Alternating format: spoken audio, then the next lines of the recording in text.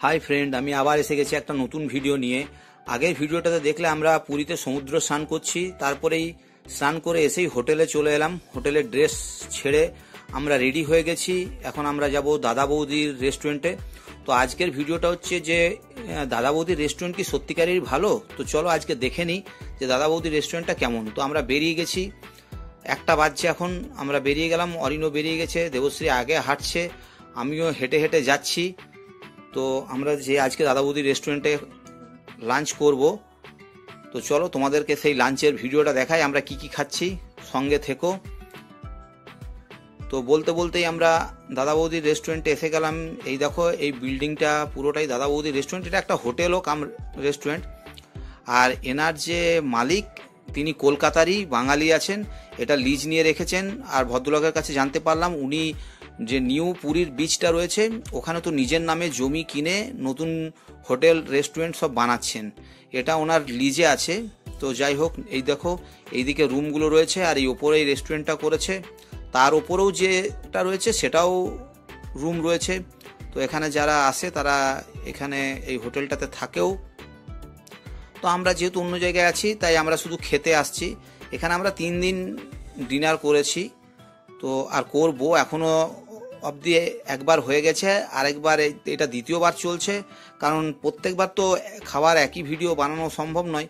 তো যাই হোক, আজকের ভিডিওটা আমরা বানিয়ে নিচ্ছি যে দাদা বৌদির রেস্টুরেন্টটা সবাই বলে যে এখানে ভালো। আমরা এর আগেও এসেছি, আগেও খেয়েছি, তো আমাদের ভালো লেগেছিল।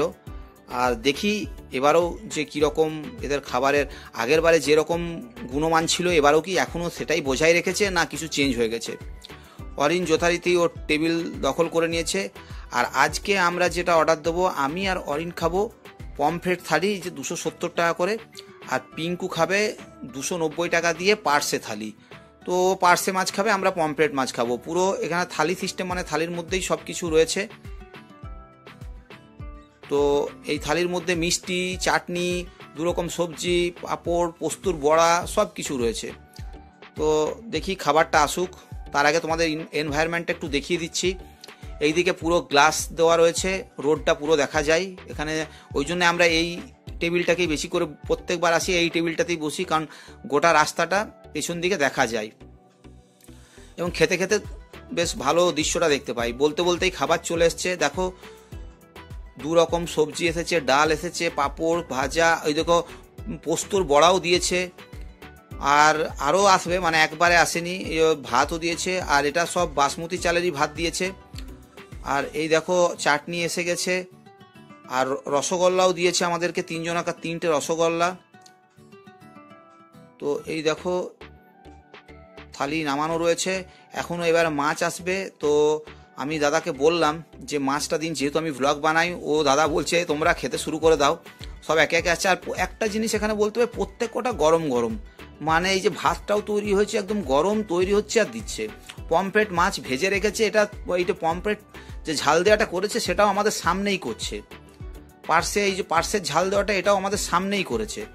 তো আমি একবার উঠে মাঝখানে গেলাম, দেখছিলাম, যদিও এন্ট্রি নেই, যেহেতু বললাম যে ভিডিও বানাই। আর এই দেখো তোমাদের একটা স্টিল ইমেজ দিয়ে দিলাম, এটাই আমাদের আজকের খাবার যেগুলো আমরা খাচ্ছি। অরিনকেও জিজ্ঞেস করলাম কেমন হয়েছে। তো আজ থেকে 2 বছর আগেও বা 3 বছর আগেও যখন প্রত্যেকবার এসে আমরা খেয়েছি এখানে, তখনও যেরকম এর গুণমান আজও একদম অ্যাজ ইট ইজ ওই রকম রেখেছে। তবে হ্যাঁ, একটা জিনিস আমি বলবো, পোস্তুর বড়াটা আমার একটু পাইরেটেড লাগলো, কারণ ওতে পোস্তুর সঙ্গে আরও কিছু মিক্স আছে। 270 বা 290 টাকায় পোস্তুর বড়া দিয়ে এত সব জিনিস দেওয়া সত্যিকারেরই চাপের ব্যাপার, আমি বুঝতে পারছি। কিন্তু পোস্তুটাতে আমার ইয়েছে, বাকি সব অ্যাজ ইট ইজ আছে। অরিনের একটু ঝাল লেগেছে। আর এই দেখো খেয়ে দিয়ে এসে হজম করছে, খেয়ে দিয়ে হজম করার জন্য নেচে নিল একবার। এরপরে আবার আমরা সন্ধ্যের সময় বাজারে যাব। তো এই দেখো সন্ধে বলতে বলতে হয়ে গেছে, আর আমরা বাজারে এসছি, মানে বিচে এসে পরে ও এখানে একটা চাট খাচ্ছে। তো চাটটা খুব ঝাল, এমনি সব ঠিকঠাক আছে। তবে দেবশ্রী যেটা বললো, ওর কথা শুনে যেটা বোঝা গেল যে আমাদের ওখানকার মতন ও যেরকম চাট খায় সেই রকম নয়। বুঝতেই পারছো, বিচের ধারের দোকান, এদের ভালো খাবারের চেয়ে বেশি পরিমাণে প্রফিট হবে সেইটাই এরা ব্যবস্থা করে। তো তাই করে এরা এখানে। আমি তো ওই সব জিনিসগুলো একটাও খাই না, অ্যাভয়েড করি। আর বলতে বলতেই দেবশ্রী তার পুরনো জিনিস, আমার যেমন টুলস কেনা শখ, বিভিন্ন ইলেকট্রিক্যাল গেজেট টুলস এগুলো কিনি, তেমনি দেবশ্রী কানের, গলার এইসব ইমিটেশনের যে জিনিসগুলো রয়েছে বা এই যে পুঁতির যে মালার জিনিসগুলো রয়েছে সেগুলো ও কেনে। তো এইসব ও কিনছে, এগুলো বেকার, কোনো কাজের নয়। একদিন দুদিন পড়বে, তারপরে এরকম পুরো জড়ো হয়ে ঘরে পড়ে থাকে, আর কিছুদিন পরে আমরা যখন ঘর পরিষ্কার করি ওগুলো ফেলতে হয়। তো যাই হোক বন্ধুরা, তোমরা অবশ্যই আমাকে কমেন্ট করে জানিও যে আজকে আমাদের দাদা বৌদির রেস্টুরেন্টে খাওয়া দাওয়াটা কেমন ছিল। আর ভিডিওতে যদি অবশ্যই প্রথম দেখছো তাহলে চ্যানেলটাকে সাবস্ক্রাইব করো আর বন্ধুদের মধ্যে শেয়ার করো। আর ভিডিওটা কেমন লাগলো অবশ্যই কমেন্ট করে জানিও। ভিডিওটা দেখার জন্য তোমাদেরকে অসংখ্য ধন্যবাদ।